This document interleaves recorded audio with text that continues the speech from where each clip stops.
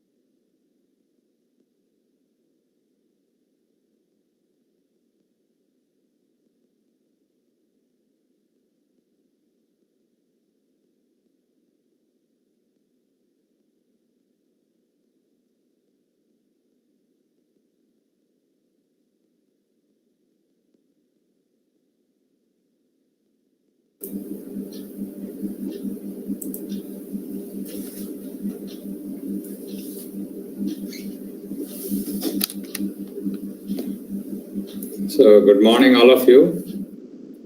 Sir, good morning, sir. Yeah. Sir, shall we start, sir? The organizers are there. Yeah, yes, sir, yes, sir. Yeah. I'm ready. Okay, sir. Thomas, sir, shall we start, sir? Yes, ma'am. Okay.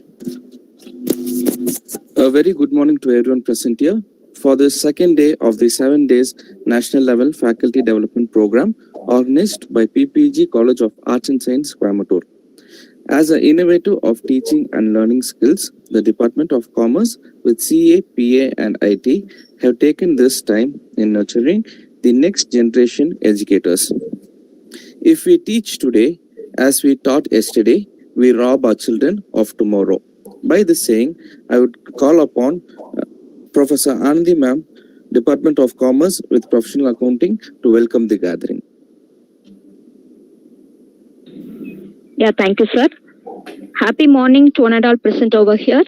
It's my immense pleasure to welcome you all for second day's faculty program on nurturing the next generation educators. A little progress each day adds up to big result. I would like to welcome our most delightful guest of the day, Dr. V. Mariyappan sir, Professor of Banking Technology, School of Management, Pondicherry University, Pondicherry. We wholeheartedly welcome you, sir. Yeah. Thank you. Okay, sir.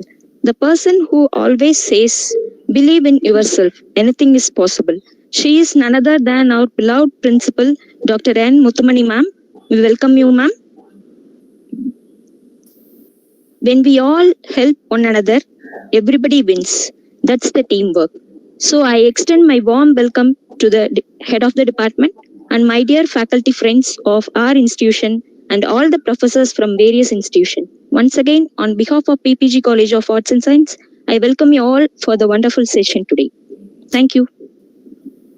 Thank you, ma'am. The illiterate of the 21st century will not be those who cannot read or write, but those who cannot learn, unlearn, and relearn.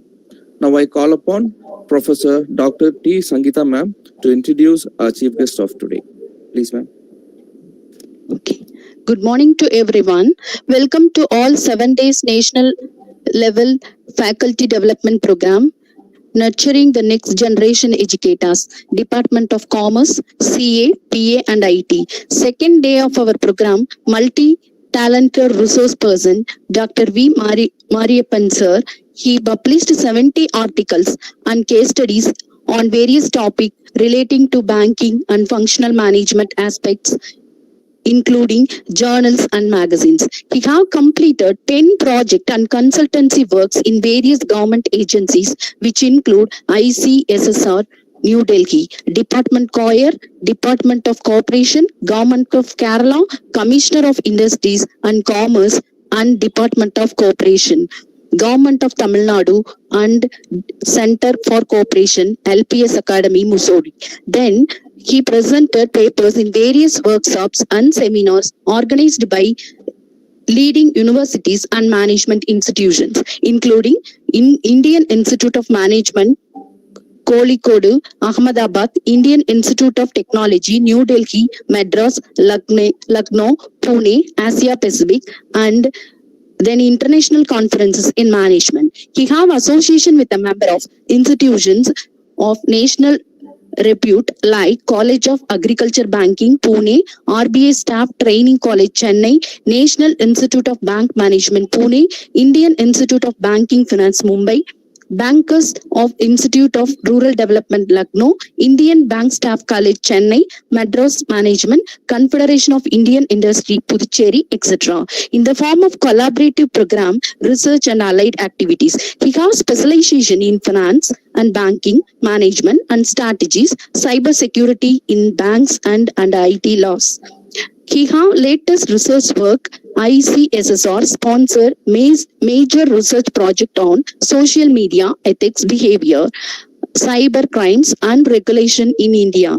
He have 26 years experience in teaching and 15 years experience in conducting EDP and MTP and trained of bank board of directors, professional skill development, senior government officers on management functions and skills. And then also he have 20 years experience, research consultancy work, and complete 9 research and consultancy project for government and government agencies. He is presently working professor banking technology, School of Management, Pondicherry University, Puducherry. Once again, welcome you, sir. Now hand over the section to sir. Thank you, sir. Thank you, Sangeeta, for a very lengthy. Thank you very much, sir. Thank you, sir. First of all, I take this opportunity to thank the college administration, the principal, the head of the Department of Commerce, other members of faculty for giving me a chance to meet all of you online today and share some of my thoughts relating to the topic that I have planned to discuss for you about an hour from now onwards. So thanks to all of you for making your morning available to listen to me. I also welcome all the participants from Tamil Nadu and the rest of the country.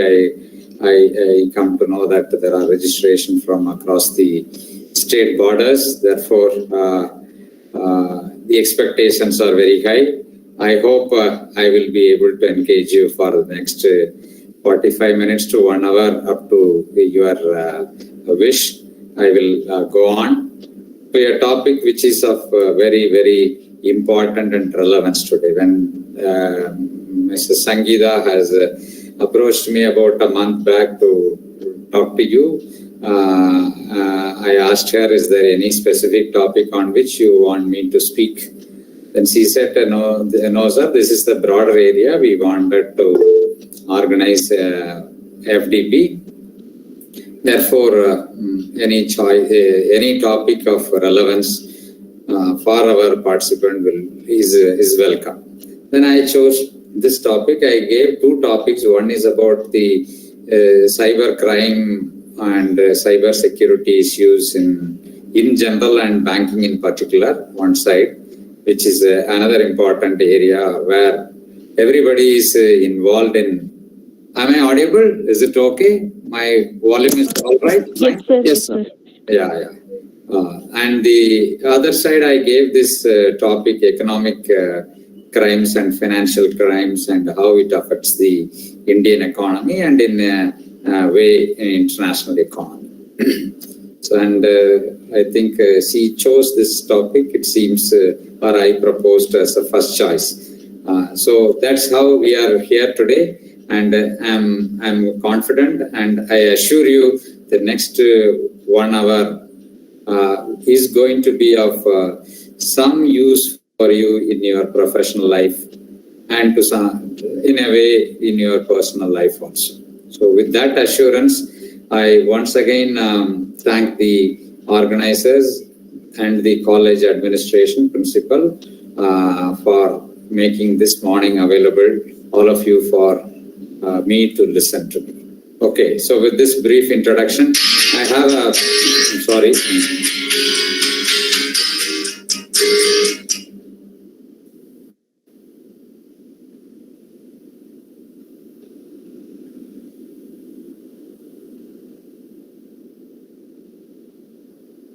I kept open my phone without flight mode or switching off because if there is any initial teething trouble, if the organizers wanted to contact me, they should be able to reach out to me. That's the reason I have not put off my phone. Now I think we have effectively connected, therefore my phone is now put off and maybe another 1 hour, there won't be any disturbance from my side to the session. I hope you will all enjoy. So coming back to the subject which we are planning to discuss about, I have a presentation. Shortly I'll be presenting to you and taking you through the financial and economic crimes in India and across also. And I welcome more interactions. So I believe in two-way traffic, not one-way traffic of throughout my career, because I was basically a trainer for banks for about 15 years before joining Pondicherry University. So interaction will make us more interesting, and particularly when we are in the online mode. So frequent interactions will help us to keep our self alive and keep ourselves committed to the discussion that is going on. So it is welcome. There is no need for you to reserve your questions till the end of the session. So anytime you feel like, you are welcome, and I'll be the happiest person to engage any sort of questions from your side, and to the best of my abilities I'll try to convince you or try to help you to understand the topic in which I am discussing with you. Okay, so what is the topic we are going to discuss is about the economic crimes and financial crimes and its impact on the Indian economy. So I'll also share the presentation so that you will be able to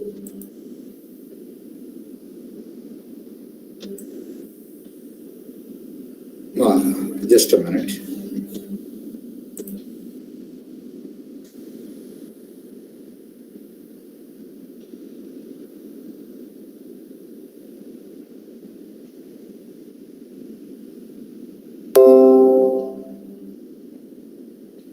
Is the presentation visible, all of you?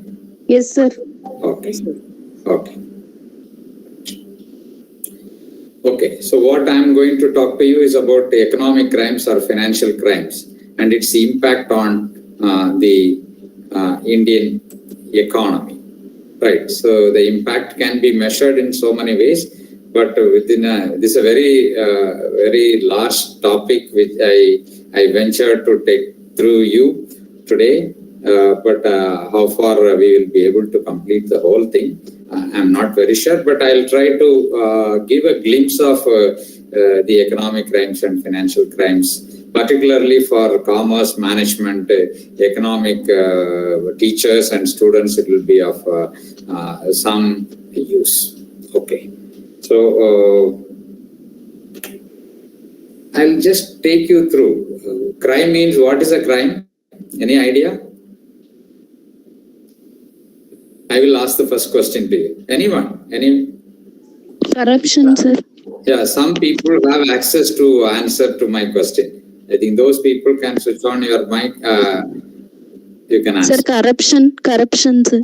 Okay. No, my question is, what are the crimes I have not? Okay, corruption is one of the crime. But I asked you, what is a crime? When you call some act as a crime? So the act opposed to the law.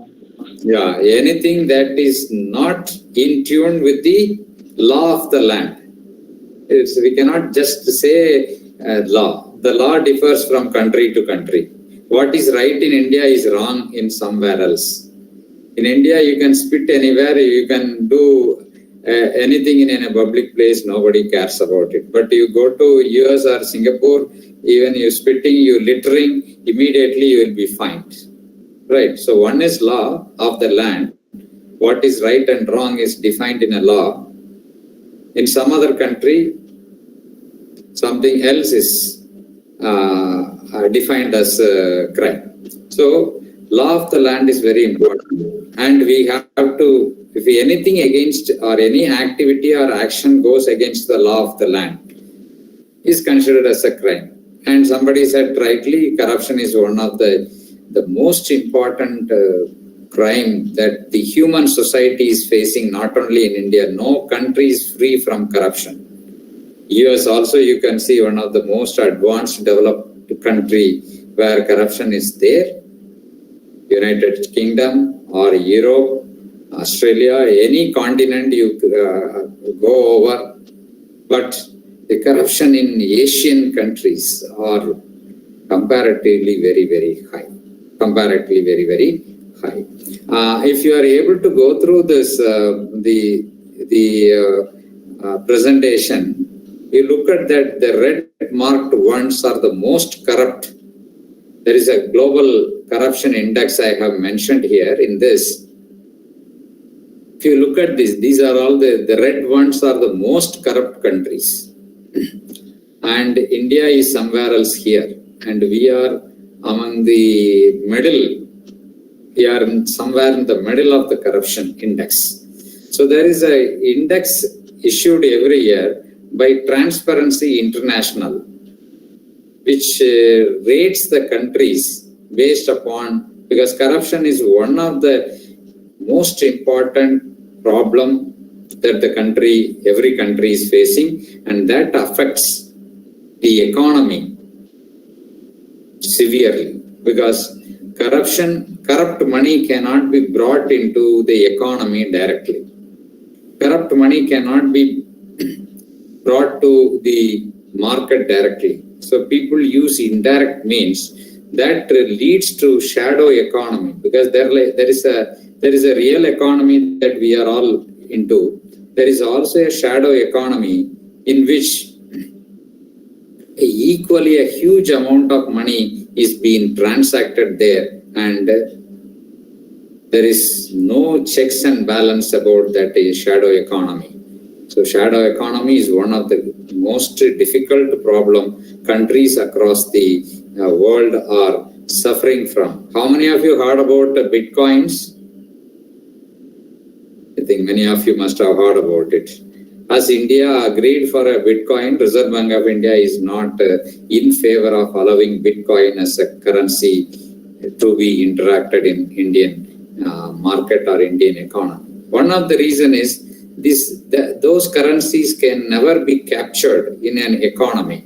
So that will add to the shadow economy in a large way. That is the reason many of the countries are not in favor of Bitcoins, though it is being used in some of the countries, but only few countries have accepted Bitcoin as a currency, but most, about 85-90% of the countries, particularly the large countries, have not accepted Bitcoin as a currency.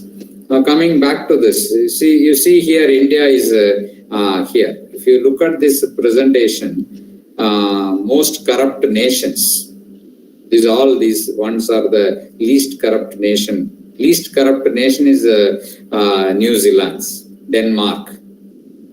Many of these are the ones which are in yellow mark, which are in yellow mark are the least corrupt countries in the world, where the corruption level is very, very low. Many of them are Latin American countries. And if you come to Asia, most of the countries are most corrupt category. And Africa, this is Africa, most of the African countries comes under the most. Uganda is the country which is with the largest corruption index. They top in the corruption index. Many of the African countries, followed by Asian countries. And where is India's position? India's position, as per the Transparency International, we are in the 86th rank. We are in the 86th rank in the International Corruption Index, in which 180 countries were participated. Out of 180, we are in 86th position. But unfortunately, we were 78 in 2018, and we were around 71 in 2017, and now we are 86. So our corruption ranking, we have increased to 86th position. Last 3 years, we are not able to successfully go down. Going down in the rank is better for a country. So, but we have increased our ranking level from 71 to 78 to 86, but earlier.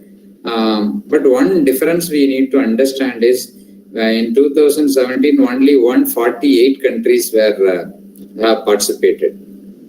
The number of countries participated also increased. Maybe that's one of the reason the newly participating countries have scored very well and therefore they found a place below us, that thereby pushing us to the highest level. Now, why are we talking about corruption? Because corruption is one of the most important economic crime or financial crime across the world every country is facing.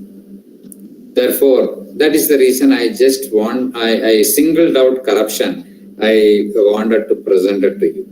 Right. Now, this is what is the 2020 corruption index. Every year, Transparency International issues the corruption index. And here, maybe I'm not very sure whether you are able to see. This is an area where India is somewhere in the middle. 86 out of 180 means 86 somewhere. Above us are around 94 countries are there above us. But still, it is not a very good situation for India, because our position is somewhere equivalent to China. I think China and India shares the similar place, 86th place in that. Now look at what are the economic crimes are there. Economic crimes, if you look at that, I put corruption on the top of the traditional economic crime. Now, what's the problem? This corrupt money, very recently, or in the last few years, you must have seen a lot of news about the income tax officers, enforcement directorate, and other arms of the central government and state government unearthing huge cash of money taken from mostly from industrialists and political personalities and so many other binamis of these people from various countries. And there is a country which is famous for it. Whenever a corrupt money is accumulated, there is a country is very frequently used at the international level to store this money. Which is the country? Anybody? There is a bank which is referred. Switzerland, sir. Yeah, Swiss bank. So why do we call Swiss bank? Why everybody at the international level for a long time were calling? Those time it was the only one country where you can park your illegally earned money, Swiss banks. Why Swiss banks? Because as per the Swiss Act, the secrecy of the customer detail will be maintained at all costs, including international community and international governments cannot access to those information. So the protection was given to all those customers who have stashed their money in those countries. But later on, because of the lot of efforts by the international community, Swiss also changed their law relating to the Economic Protection and Banker Secrecy Act, and thereby on a request basis, the Swiss banks are also forced to disclose the names of those people who have stashed the money in Swiss bank. And India went into an one-to-one MOU with the Swiss authorities to disclose the names of those people Indians who have stashed their money in Swiss bank. The agreement was made in 2016, and Swiss authorities, as per the agreement, have to disclose the names of Indians who have kept their money in Swiss bank to be released from 2018 onwards. So, see, you look at the loophole here. 16, we have made an agreement, and 18 onwards only they will release the names of those people as on dates. And between this 16 to 18, 2 years time, most of the people, Indians who have stored their money in Swiss banks, have shifted their money from Swiss bank to other tax havens. Because today, those days, traditionally it is only Swiss. Today there are so many, 24 countries are there. You must have heard about Mauritius. You must have heard about Banana Island. You must have heard about most of the Gulf countries. Most of the Gulf countries, Kuwait, UAE. Now these are all countries where they are called as tax havens, where you can take your illegal money, park there, and you can invest there and you can enjoy here. So today there are a lot of tax havens are there. So corruption is one, followed by smuggling, which is a very traditional one. Invoice manipulation, over invoicing, right? Companies, basically this is done by the corporate companies.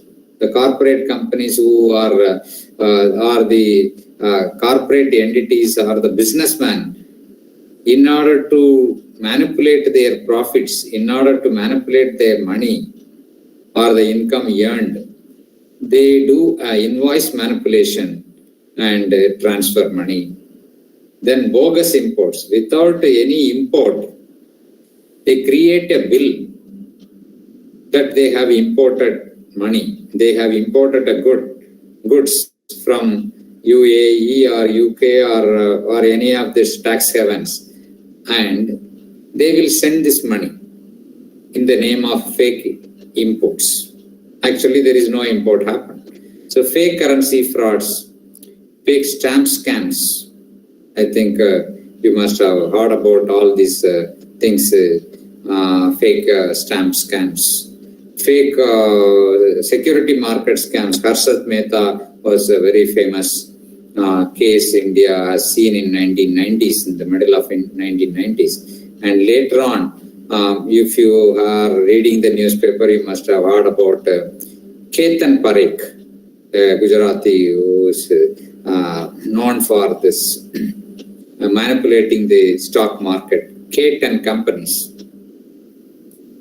Then followed by import and export frauds, insurance frauds. So these are the old time and the old style of committing economic crimes.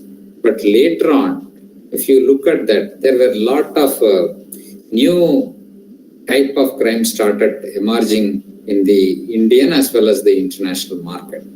Those are money laundering and hawala. I think this name you must be familiar. Hawala, you may be familiar. You may be familiar with the term called black money. Right. What is black money? Black money is only the money that is laundered through,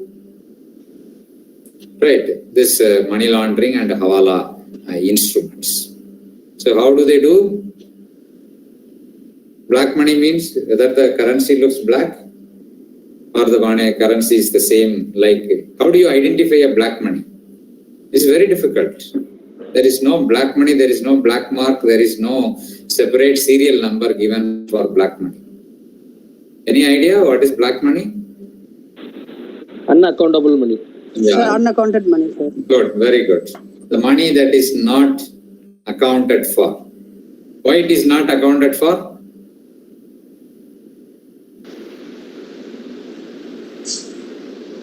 Unlawful earnings. Very good. Wonderful, wonderful. Because this money is generated through unlawful means. Right, you go to a taluk office, you are getting your certificate, you are going to a block development office, you are going to your licensing. Every day, thousands and lakhs of money is going into the hands of most of these people.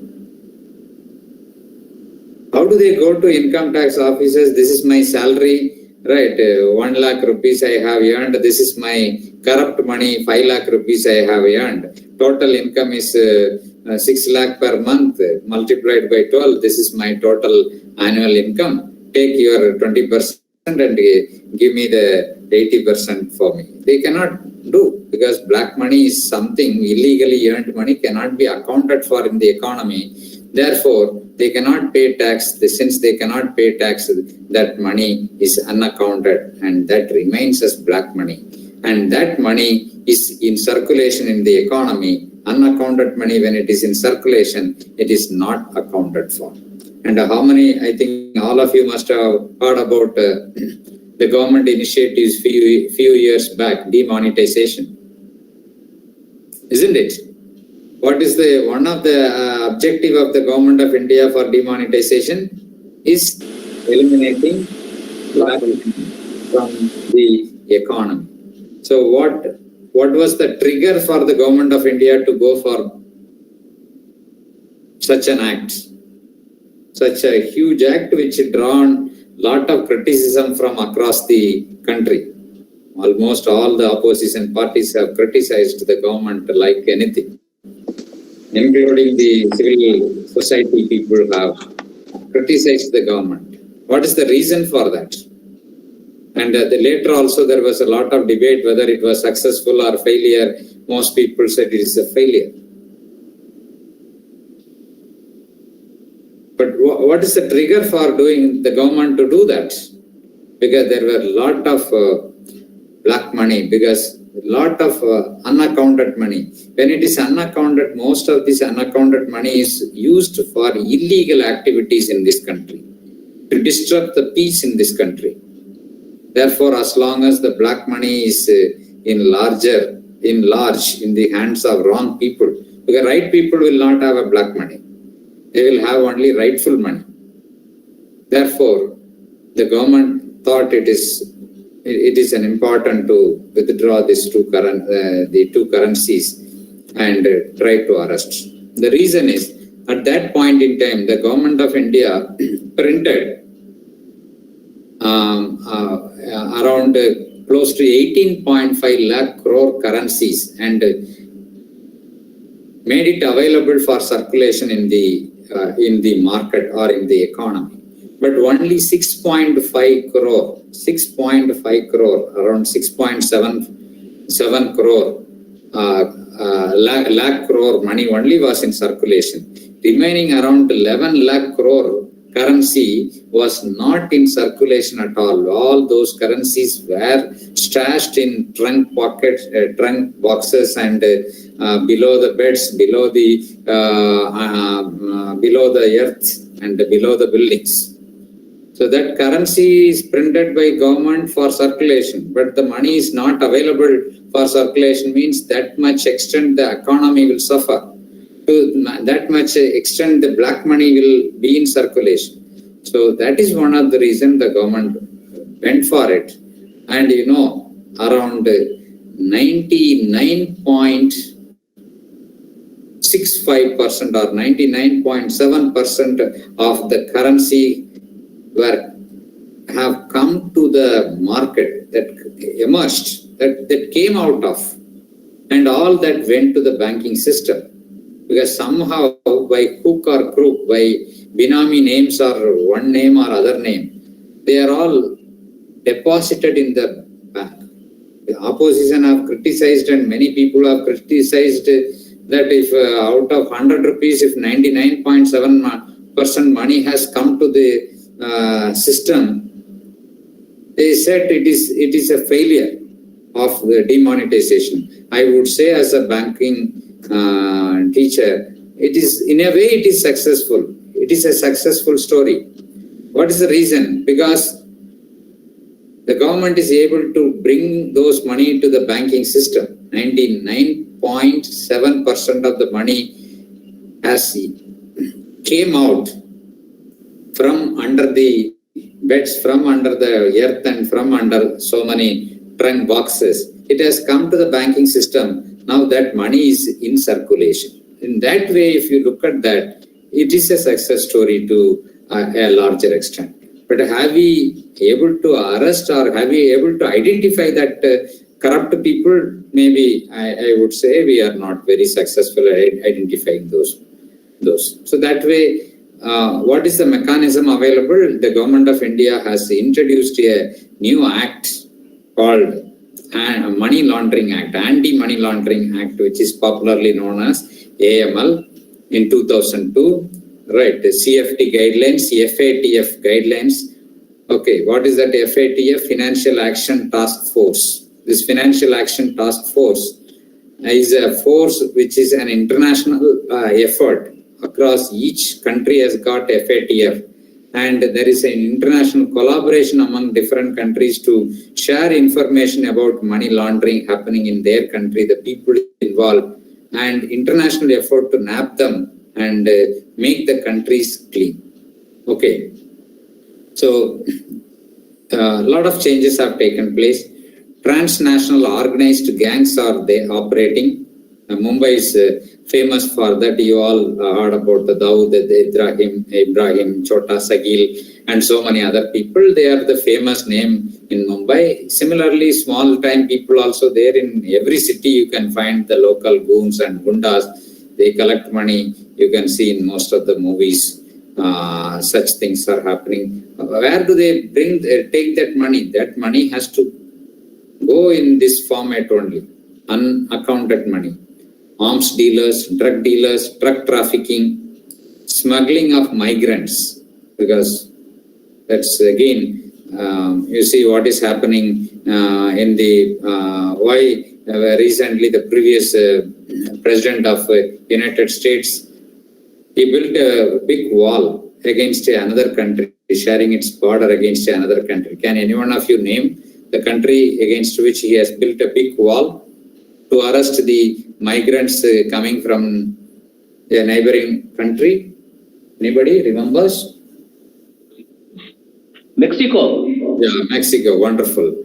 So it is happening across. Australia is facing problem, UK is facing problem, India is facing problem. What is that? There is an act passed by India very recently, which has been again criticized by most of the people. What is that act in India? One register we have introduced. One new amendment act also been introduced. National Population Registry. Right. Particularly to arrest the migrants coming from Bangladesh. CII, sir. Bangladesh. There is Burma, right? Myanmar. There is a huge problem is happening in Myanmar. So every country is facing this human trafficking or migrants trafficking. So the intellectual, why we have a security force in the borders? Why we have a security force in the guarding our sea borders? Because a lot of people smuggle. So smuggling of not only goods, smuggling of not only drugs, smuggling of people also coming in large quantities. So intellectual property rights crime, stealing the knowledge. Many of us, we do it as teachers and as students, we many times do it without knowing the national and international law. Very casually we download a paper without the permission of the other. Very casually we take a photocopy of books. Right, the book rate is 500 rupees. If you take a Xerox copy, it is only 100 rupees. So conveniently, we go and take a Xerox copy, make the book available at 100 rupees. Right, this is intellectual property right crime because we are ignorantly doing, but as per the law, it is whether you do it in a book form or whether you download it in the internet form. In that case, the IT Act 2002 will be applicable. If you take a Xerox copy, then IPR Act, right, Indian Penal Code will be applicable. And human trafficking is for flesh trade. Some of the countries are known for this. Some of the countries, the human trafficking is happening for organs, right, organ harvesting, migrants. Many movies have been taken based on these stories and all this smuggling of these things. Then look at the emerging technology-based crimes, credit card frauds, counterfeiting, credit card frauds. Every now and then, I think you will be facing, some of you may be a victim of this sometimes. And many times you do not know your card informations are compromised. And you know, there is a report recently released, Symantec cybersecurity report of cyberspace insecurity, they say is per second, 14 crimes are happening across the world. Per second, 14 crimes. Look at per second, 14 cyber crimes are happening across the world. And credit card frauds are one of the most prominent frauds are happening against banks and financial institutions.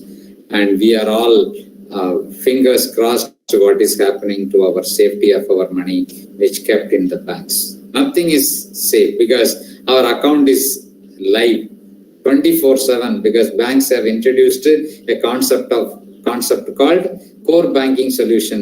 According to this, your accounts are live 24/7. Therefore, anybody who can cross or who can crack their security system and can take away your money, take away your information, and take away your precious things. Then counterfeiting is another problem that our country is facing. Particularly, some of our neighbors are printing Indian currency and circulating to India. So it is gone are the days the local people have printed the currency. Now some of the governments are also to destabilize the Indian economy. One of the neighbor is printing Indian currency and circulating into India through Nepal, through some other Kashmir, through Kashmir and Nepal. These are the two routes through which they are. Idea is to destabilize the Indian economy. Money transfer frauds are happening today. Another important economic crime, which is one among that money transfer crimes are called Nigerian 419 scams, because this type of crime started from Nigeria.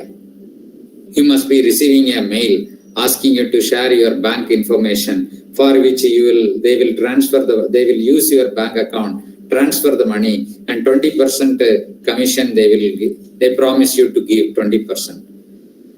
So what you have to do, you have to share your bank account number. This is what is called Nigerian 419 scams. Then investment scams, get rich. All wanted to become rich overnight. Is there anybody listening to me want to say no to this? Most of us, we are all greedy people. Most of us are greedy people. Want to become rich overnight. Right? Sleep like a poor, get up like a millionaire. Most people, this greediness is their advantage. So a lot of investment scams, fly-by-night operators. How many times you see people queuing in police stations telling that so-and-so came and promised me 30% interest, 40% interest. I sold my property, I sold my jewels, I deposited in that chit company, this company, that company, and lost all their money. Even today, you will find in India, different states, every day 10, 15, 20 complaints going to the police station. Investment scams. Online, but this is happening in online today. You will receive a mail. So-and-so investment company. Online lottery, online gambling frauds are happening. Healthcare, medical scams are happening. Some people will targeting, if they will steal the records from hospitals, right? Target the patients. The patients who are having prolonged illness, they will target that we have a cure for your problem. Because they hack a hospital record, they hack a hospital company, right, and hack the records of the patients, then target those people sending mails that we will give you miraculous cure. Then weight loss scam, right, 100 people you send a mail, particularly women, their target is women here, because they are more worried about their beauty, not many men. So they hit 1,000 people, or at least out of 1,000 people, 500 people will feel they are fat, they are overweight, out of which 100 people will be thinking of reducing the weight, and out of which 50 people will fall prey to these scams. Similarly, fake phone calls. they will be approaching you in fake phone calls. Similarly, fake medicines. Before yesterday also, there was a news coming in targeting the India Info line website, wherein in the fake medical, in the name of real medical store, fake medical stores have started, and they started selling fake medicines through online. So nothing is can be trusted today. Online employment and job scams. This is targeting the final year students of college. They take somehow the data from the colleges. There are hundreds of means they will, because college websites are not completely protected. Because college things or universities things that it's a academic institution. What is so great about this information? But those informations are very critical. And they steal the phone numbers, they steal the mail IDs, and final year student list they take, and always the final year students wanting to go for a job, and the job scams will hit them that you have been selected for so and so company, and we are ready to offer you so much salary. We have seen your profile, because many of you share your profile in the social media. So through social media, networking, social engineering, all your informations are watched. What is the quality of information you are sharing in your WhatsApp? What is the quality of information you are sharing in your Facebook? Or who are your friends? What you are sharing? All these things are compromised today, and people are watching. So many people are watching your social media network, your Facebook, your WhatsApp, your Twitter. All those things are under watch by companies, corporate companies, right? And scammers will also watch this and send you a mail, and they will ask you to pay first $1,000, $500 as a first step to process your application and to book your ticket and send you the order, kind of a thing. Again they will ask, and again they will ask, and so much money is being second year, final year students are the target for this. So be very careful. Online dating scams, online romance scams. You must be receiving SMS messages, right, from unknown quarters that are you feeling boring at home? So we are here to engage you. Call at this number, SMS. Right. I think every one of you will be receiving cyber crimes and cyber terrorism, identity theft, phishing mails, email spoofing, hacking, right, SMS messages. These are all so many. I have only kept very few things for you, but many more are there. I have, due to paucity of time, I am not getting into all these things. If you want to ask me any question in between, you are welcome. Be going on. Apart from that, our economic crimes on the primary market is happening, right? Floating fraud companies, right? Ghost companies, ghost employees, fly-by-night operators. Very recently, SEBI has identified more than 6.5 lakh, 6.5 lakh shell companies, fraud companies registered and operated. And some 3 years back, the Enforcement Directorate and SEBI has jointly in an operation identified 2 companies operating in Chennai, registered and operated from Chennai, have fake companies mobilized money using the company name, mobilized money for terrorism activities in India. Right. And how many of you knows about Ramalinga Raju? Anybody remembers Ramalinga Raju? Satyam Computers. Very good, very good. Satyam Computers. Where is he now?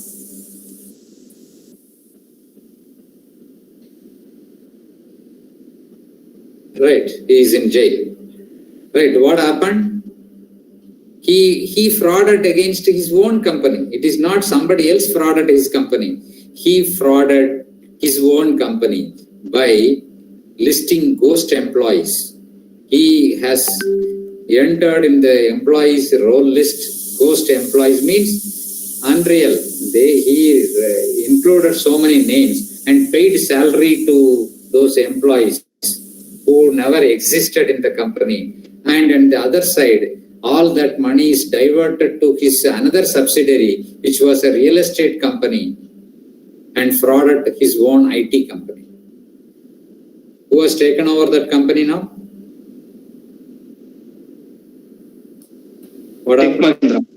Tech Mahindra has taken over later on. Very good.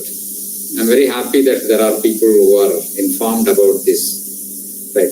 Then coming to secondary market, Harsat Mehta, Ketan Parekh, insider trade. Right.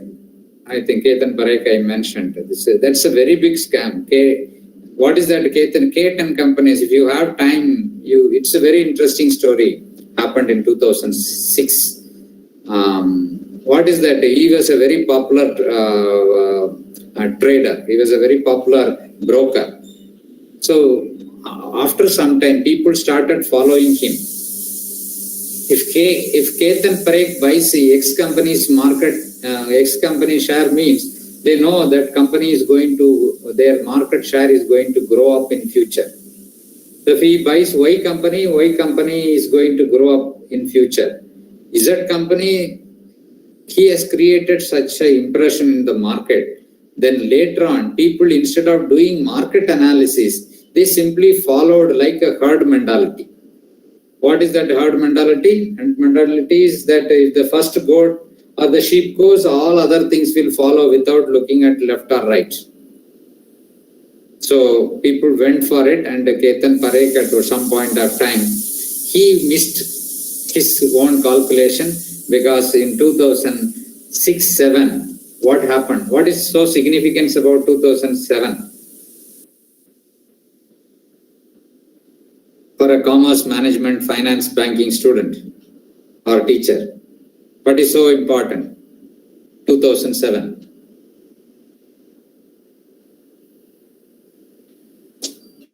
Financial meltdown. Right. Financial meltdown at the subprime crisis. You must have read about subprime crisis, financial meltdown in the West. Most of the banks have failed. Even large insurance companies have failed. Most of the investment companies in US, UK, Europe has failed. So when that failed, it affected Indian economy, and Ketan Parekh's calculation also was dashed. And he lost his money. All those people who have invested following him also lost his money. So that's the case. Insider trading, if you want, you can Google it. I have no time to explain all these things. So inflated shares and bank frauds, foreign exchange frauds, Friday, Monday model. It's all done by banks. Friday, Monday model of bank frauds. You can Google it and find out. Now coming back another 5 to 10 minutes, I will have to close it. Therefore, I'll just run through. If you want to listen for a little more time, I am okay for that. But organizers have given me an hour time. Therefore, I will another 10 minutes. I will close it. Look at the money laundering in India, because there is no data about India. There is no data about money laundering across the world. But some of the independent agencies does some research, and based on that they estimate and come out with some statistics. Otherwise, there is no statistics available. So what I am showing is about 2008 IMF statistics. Afterwards, no statistics is available. So about 3 to 5% of the world GDP is laundered money.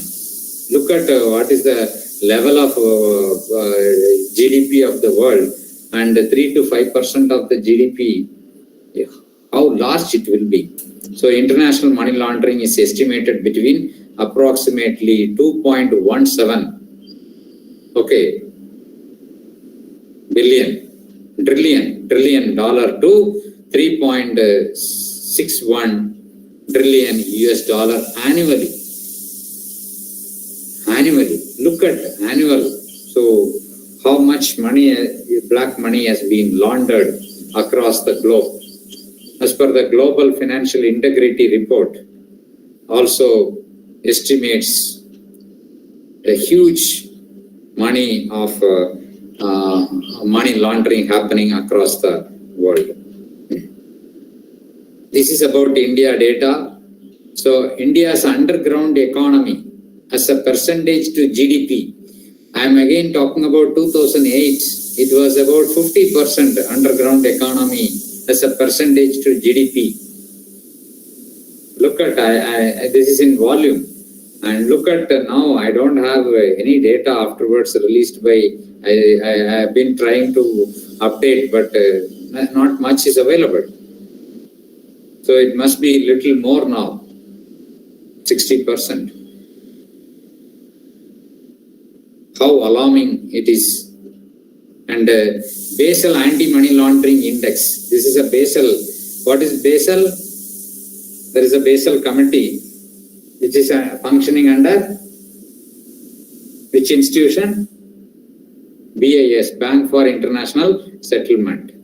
So they estimate India with a rank of 70. Here it is 70 with a score of 5.51.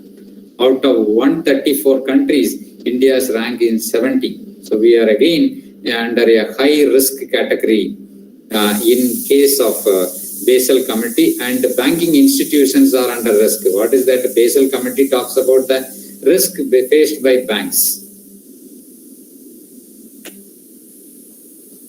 And all other things I have mentioned. The main money laundering in India, this trafficking, frauds, transnational organized crime, corruption.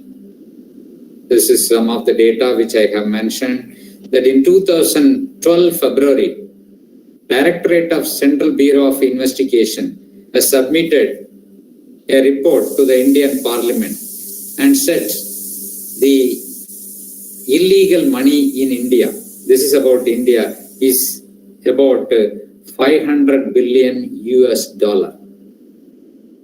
This is a very low estimate. This is very low estimate. There is another white paper on black money, India report in 2012 by Swiss National Bank estimates Indians stashed or kept in Swiss banks a money equivalent to 92.95 billion, equivalent to 2.1 billion US dollar in Swiss banks alone. Forget about all other tax. Two dozen tax destinations. So why money laundering is happening? I'll just skip these things. How this is happening? Money laundering is happening. This is what is it? This is a black money placement, layering. Finally, they integrate. I will explain through this with this thing. So here is the dirty money. They somehow open bank accounts in the name of, that is the reason banks have introduced KYC norm. Under KYC norm, the idea is not to allow any fake people to open a bank account in the banking system, thereby helping these fraudsters to transfer money. So it is coming into the banking system through fake accounts or fake means.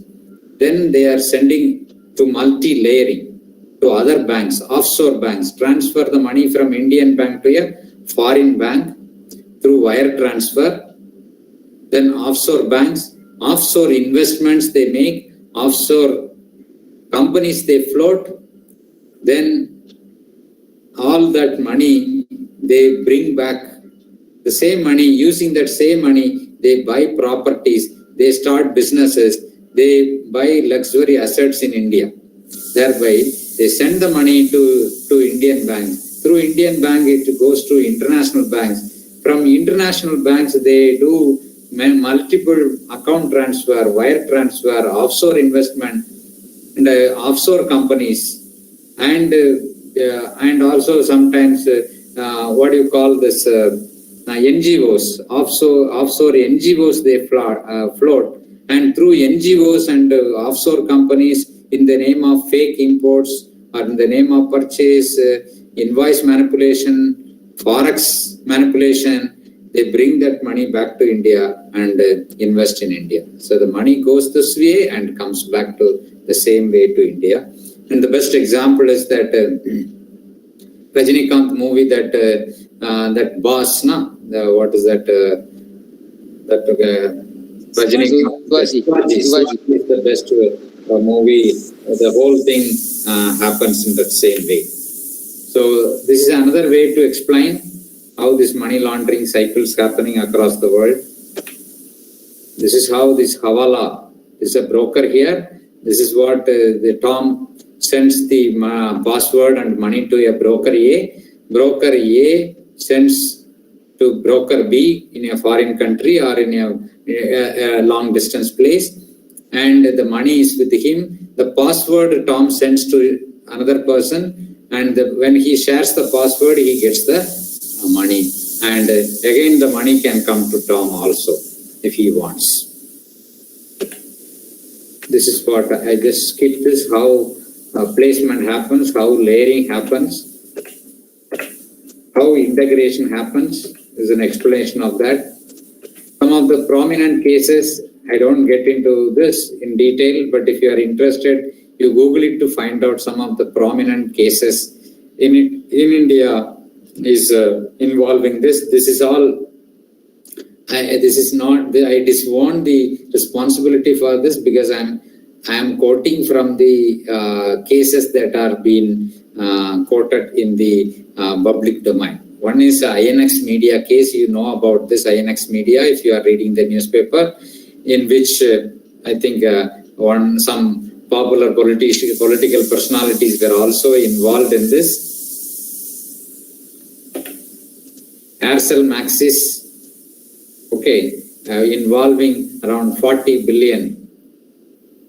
Right, Aircel is not there. This is about sale of Aircel, a telephony company, Indian telephony company. Right, this is the problem is with the showing concessions in the Foreign Investment Promotion Board, FIBB. So to show some concessions in FIBB, 5% of the stake of the Aircel was transferred. That is what the whole case is about. Again, some political personalities are involved in that. If you want, Google it to find out.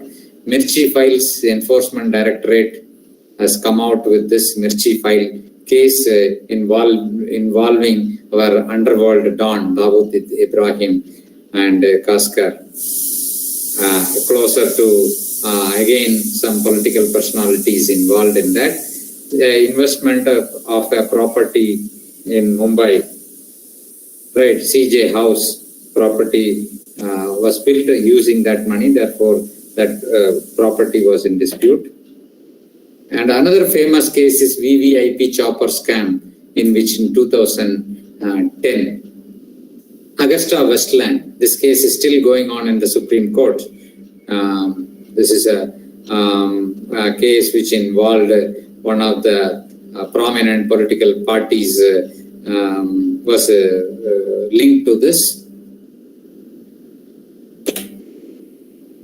This is how the trade-based money laundering happened, and the then the Air Chief Marshal was arrested. He's jailed. He's in jail right now for this case. Political people have escaped, but this person has been Air Chief Marshal of the then Air Chief Marshal is arrested, and one senior civil servant was also arrested, and both are now in jail for this case. Then 2G, you all know about it.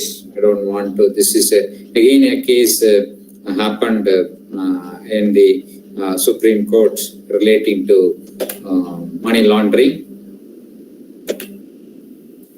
This one television channel was also linked to this, and that was also discussed, and they have also deposed in the Supreme Court. Is another case about HSBC has released a list of Indians who have got, how many Indians? 1,195 names have been involved with a balance of 25,420 crore black money. And this is a global leak reveals number of businessmen, politicians set to widen the scope of a SIT on black money was set up, and that the SIT is groping this case, but for a long time, but it's for a long time, it's going on. Okay, this is about the case. This is about latest cases. In 2021, another political personality from Kashmir, she has been asked to appear before the Delhi High Court. For this, there is another political personality from North India. This person and 4 retired IAS officers were involved in that, and they have been, and now the case is going on. Then another present chief minister of one of the state is also involved in that. His arrest, all his assets were been attached by the Enforcement Directorate in 2017. Many cases are there. There is no depth for these cases. In 2015, there is a Panama Papers. This, if you are interested, you can also see the Panama paper leak, in which a lot of our stars were also appearing in the list. Our political stars and our cinema stars and our sports stars were also there. Cricket stars were also there in that list. So this is about other top 10 money launderers in the world, in which the president of Indonesia was also appearing, and this person was recently ousted from the presidency, and he is now in jail. The president, the former president of Indonesia. His money, he has laundered money to the extent of 15 to 35 billion US dollar. Look at the scale of laundering. So I'll skip all these things. Yeah, these are all the tax havens. Woodland House, if you want, this is the in this one building, 400 companies are registered. In this one building, 400 companies are registered. This building is in Cayman Islands, and this is a tax haven for the international community, where all illegal money are being stashed in this. Bahamas is another country, Cayman Islands, Bahrain, Bermuda, UAE, Qatar, Oman, Kuwait. All these countries are the Mauritius also. I have not mentioned Mauritius. All these things are the top countries, top destination for money launderers, illegal people. They go and invest their money, buy properties there. This I will, yeah. So threat to the Indian economy: frauds and cheating 43%, corruption 31%, drug and narcotics 6.5%. Right, this is about India, fraud money. Arms and explosive 4.5, others 8.5. Sectors vulnerable to money laundering. Right, financial institutions, about 50%. Banks and financial institutions are under risk. Precious metals. Real estate is another area where this black money is being parked. Precious metals, gold, etc. And others about 10%. So how it affects the Indian economy? Threat to the national security, criminalization of financial system. Foreign investment is also being affected. Integrity of the Indian banks are under question.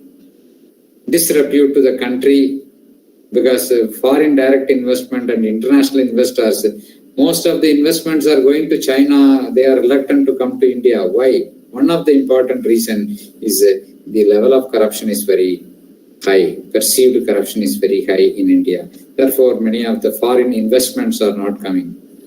can invite trade restrictions from international community, can lead to economic sanctions also from international community. If it is also harmful to the extent money laundering, terrorism, threat to the banking system, threat to the political and economic stability of a nation, right? If you have a black money large in a country. Look at what is happening in most of the African country, Uganda or Somalia or Ethiopia, Eritrea. These are the countries, completely disrupted countries. Peace is not there. People cannot live in peace. Because why? Terrorism, illegal money, drug trafficking, etc. Economic and political instability, adverse effect on real sector, adverse external sector, counterfeiting. Yeah, this is an institution. I'll stop with this is an institution called FIU India, Financial Intelligence Unit India. This is the agency India is taking care of the money laundering or black money or illegal active economic crimes, all the economic crimes, right? The major functionary or the stakeholder or custodian for this thing is a Financial Intelligence Unit in India. All banks, financial institutions, NBFCs, corporate companies, right, insurance companies are all part of this FIU India and share information to them. And they have different agencies, intelligence enforcement directors, income tax department, CBI, RAW, and so many other departments through which they monitor the movement of the black money or laundered money or the economic crimes, and they take action through these agencies. Right, this is about FATF. So thank you, all of you, for your patient listening, and I come back to you if you have any queries to ask. I'm very happy to share with you. If there is no questions, I hand over the responsibility to the organizers to take it forward. If you have a question, yeah, yes, sir. I'm hearing your feedback in the chat. Thank you so much. Dear Professor. Yes, please. Please go ahead. Sir, IBC code, Indian Bankruptcy Code, how much eliminating the corporates corruption, sir? This is actually, it's not so much relevant to our thing, but in a way, see, we have, for banks to recover the money, there are few, traditionally banks were having lok adalats, right? One option was lok adalats. The another option is DRT, Debt Recovery Tribunal. Right, these two were become ineffective for the banks to recover the defaulted money. Then in 2002, Government of India introduced another important act called SARFAESI Act, right, popularly known as SARFAESI Act 2002. And thereby, effectively, because under SARFAESI Act, nobody can go to a local civil court and stall the process of the banking recovery process. So that SARFAESI Act debars any bank's civil court's intervention. So that was an important milestone in 2002. But the inefficiency of the SARFAESI Act to deal with the large claims, the SARFAESI Act was ineffective. It was effective to the extent of our personal loans, the extent of our housing loans, 10 lakh rupees, 100 lakh rupees kind of a thing. But large loans above 1 crore and all, this SARFAESI Act was ineffective. Therefore, this was IBC code was introduced. in 2016 and came into effect in 2018 effectively. And now, see, for your information, out of the total NPA, about 65% of the total NPA is held by 25 accounts. 25 account holders are holding 65% of the total NPA of India. And 15 companies are holding 40% of the total NPA. You know about Malaya's case, you know about Mogilchowski, you know about lot of corporate companies, right? Having 9,000 crore, 15,000 crore, 25,000 crore, 30,000 crore money. So with the SARFAESI Act, they were not able to effectively deal with them. That is the reason this act came into effect. And to my extent, about 2.5 lakh crore last year, within 2 years of introduction of this, 2.5 lakh crore has been already recovered from major corporate companies using the IBC code. So comparing to the earlier mechanism available for the banks, tools available for the banks to recover money from banks, this IBC code was comparatively very effective. But anything you bring in, any legislation you bring in, always the criminals find out loopholes and escape. But still, compared to DRT, compared to SARFAESI, IBC code is effective. Maybe by this time around, I guess around 3 lakh plus 1,000 crore must have been recovered. And in a way, it is a effective mechanism in comparison to the earlier thing. But still the process is going on. It's only now 3 years old, and bankers are also not very much into this so far, because they are also learning how to use and how to plug the loopholes. Yes, Dr. Saktivel, yeah. Actually, Dr. Saktivel introduced me to this institution. That's the reason I am here. I am a Professor M. Saktivel from Madras University, Principal University Constituent College. Yeah, please go. Very, very wonderful lecture given by Dr. Mariappan, Professor of the Banking Management. I thank to organizer and guest of honors.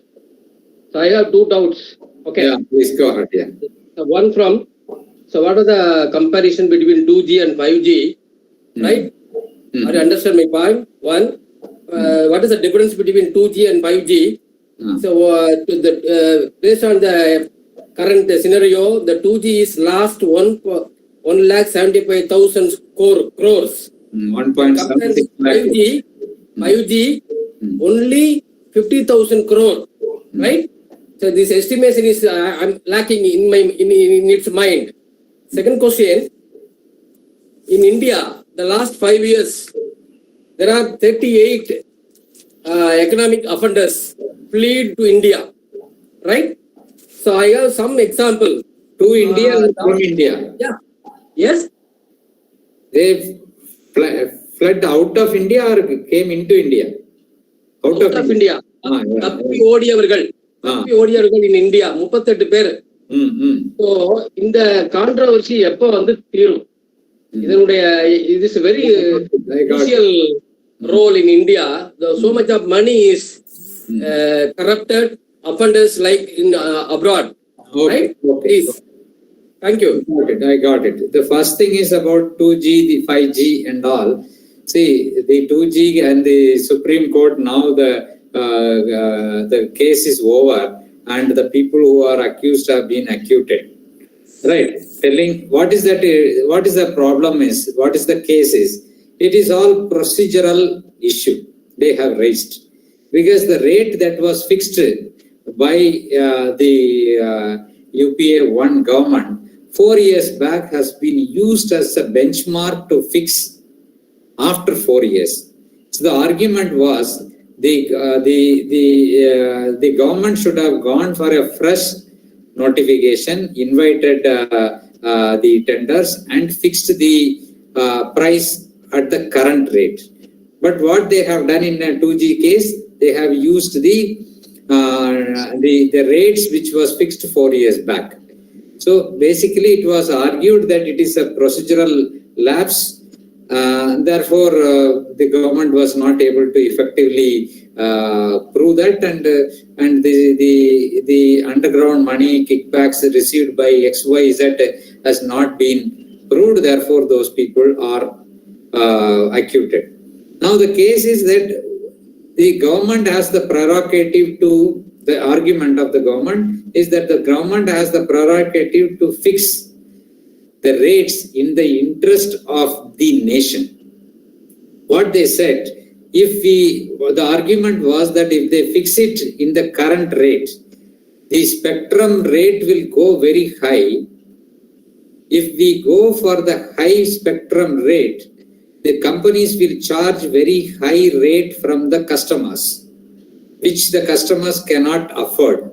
Therefore, in the interest of the development of telecommunication in this country, we have used the old rate, right, fixed 4 years back, and in that same old rate we have sold with an intention to make the telephony rates available cheaply for the common man. That's the argument. So similarly, in this case also, we can always say the market rate, but as a government, they always look at the responsibility of the government to the common man, whether to sell a product at a high rate or a low rate. If we sell it at a high rate, the company who purchases at a high rate will charge very high. So in both the cases, it's all estimates. These are all what we call it as in management or the costing, we call it as opportunity cost. So in 1.7 lakh crore loss, which was estimated by the then Chief Vigilance the Auditor General Vinod Roy, he applied the opportunity cost formula and estimated that. But that was questioned by many, and that did not also, I think, hold water in the courts. The similar case in the 5G also it is going on, but always it's very difficult at this moment to say whether the government actions are good or not good. It is always a debatable thing. We can debate it out, and government will always say in the interest of public we have done it. Right. So this is one thing is about 2G, 5G. Naturally there is a loss for the exchequer, but the loss has been justified in the name of public good. Now there is a debate about free, lot of frees that are given by different governments, but it is justified. Waiver of bank loans, it is always debated, but it is justified in the interest of. So similarly, this also goes that way. It is a debatable thing which has to be debated, and I cannot give any conclusive judgment on that. This is one thing. The other thing is about people who are leaving this country and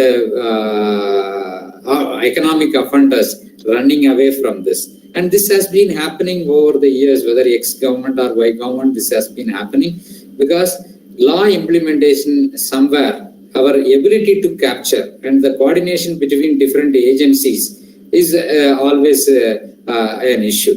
That is why there are efforts to bring in coordinated efforts, because what the income tax department issues a notice to XYZ is not available or known to NIA, or what NIA does is not known to CBI. What CBI does is not known to this ED sometimes. So multiple agencies are there to deal with that. Some coordinated efforts needed to be done, and it has to be coordinated with the see so many agencies like our external ministry and the Airport Authority of India, all these, and the shipping authority, these are the places through which they can flee easily. So there is a need for a coordinated effort. As long as that coordinated efforts are not there, this will continue to happen. The present government has made some serious efforts to bring in some mechanism so that no offender easily runs away from the country after committing a crime. But lapses are there because of the lack of coordination. But government is working on NIA and this financial intelligence unit under the banner. There are a lot of efforts are happening now. Coordination is happening. Banks are not bankers today. Banks are also, apart from doing a banking business, I think you must be knowing because your better half is working in a bank. They are not only bankers today, they are also income tax officers. They are also police officers. Because if somebody is coming with a large deposit, they should ask how come this money is coming to you. They have to inquire about the large deposit schemes today. So there are efforts under KYC. There are efforts under anti-money laundering. There are legislation of to pluck the money launderers. There are a mechanism to pluck the binomy accounts opening in banking and who are cheating banking system and running away. But efforts have been made. I think Malaya is also Vijay Malaya is also in the process of deporting to India. It is in the advanced stage. Another economic offender who has taken money from India, I think Mughal Joski, or the other fellow, was also recently caught, and he has been. Indian authorities are in touch with them, and I think shortly he will be. Will be deported to India.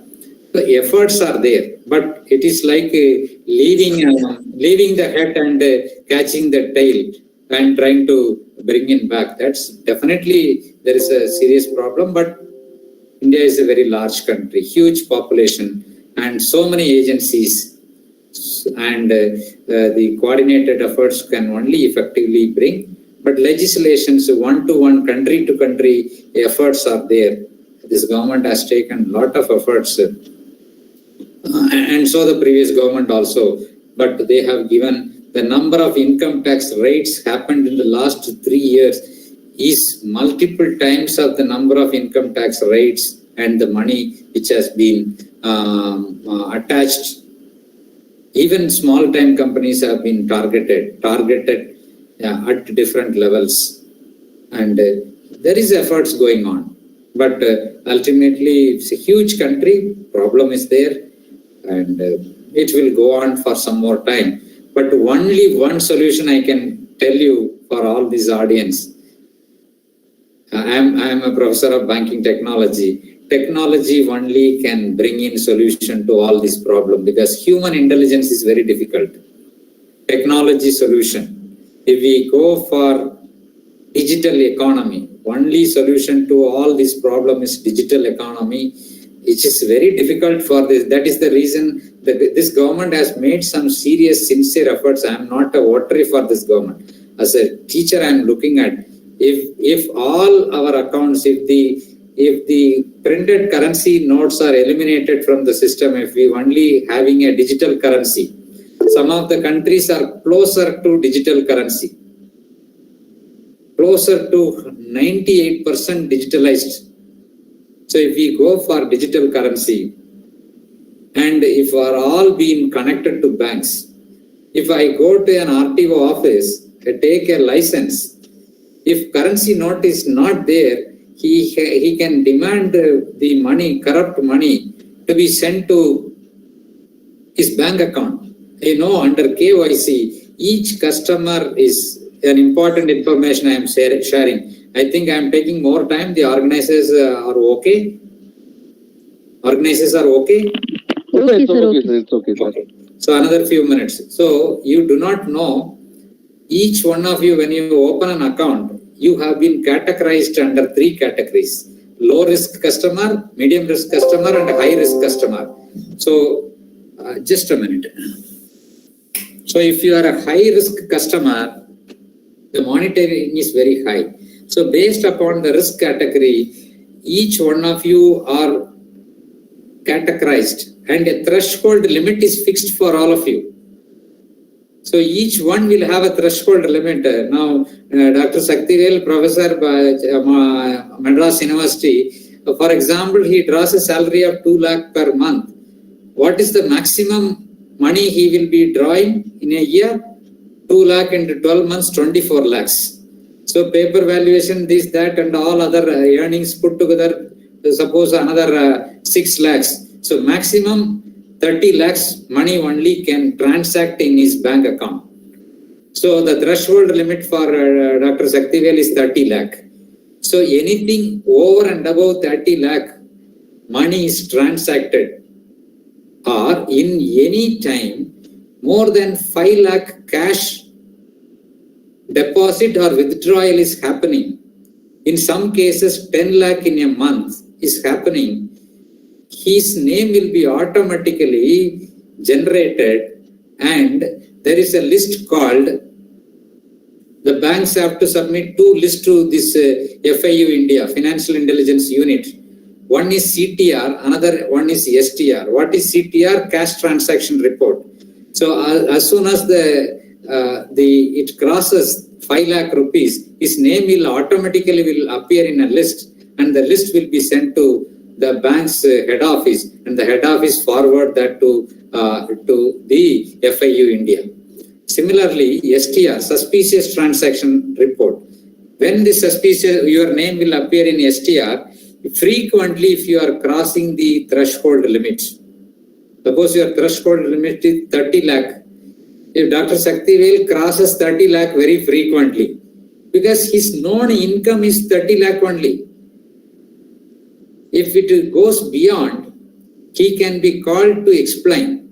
If his explanation is not satisfactory, he can be placed under suspicious transaction, and his name will be sent to the Enforcement Directorate and FIU India. FIU India will inform income tax. FIU India will inform Enforcement Directorate. FIU India will inform CBI. FIU India will inform various other agencies, and they will monitor Dr. Saktivel, where he is going, what type of car he is using, what are his purchases, what is his asset, what is his property, owned house or rented house, where are his investments.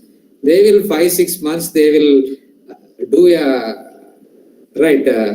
intelligence, and if anything suspicious, one fine day they will catch. This is how there is a mechanism going on. Lot of things are happening today. It is not suddenly these companies are going and catching someone. So it is lot of efforts have gone into catch the economic offenders. Banks are one of the important partners in this. Therefore, bankers are not only doing banking business. Bankers, if large cash transaction is coming, they have to inquire about the customer. What is the source of this deposits? This is how banks are working today. I hope this answers the question which is raised. Thank you, Dr. Mariappan. A case study from Saktivel. Yeah.